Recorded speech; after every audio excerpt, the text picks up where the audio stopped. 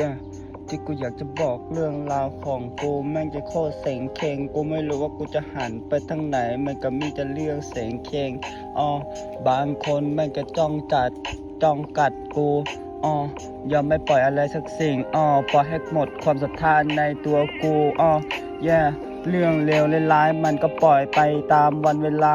หรือจะปีหรือจะเดือนมันก็เรื่องของวันเวลามันกลับมาไม่ได้โว้ยyeah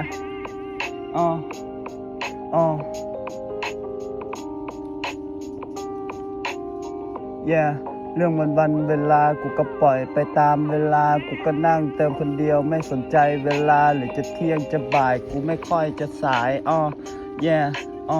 เรื่องแบบนี้กูก็นั่งคิดไปคิดมาคนเดียวแม่งก็วุ่นวายกูนั่นแม่งก็ช่างปวดหัวกับเรื่องอะไรไม่รู้แม่งช่างปวดหัวyeah กูแม่งจะเดินไปทางไหนก็มีแต่เรื่องวุ่นวายสังคมแม่งก็ชอบวุ่นวายวุ่นกายกู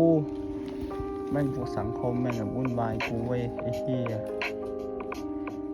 yeah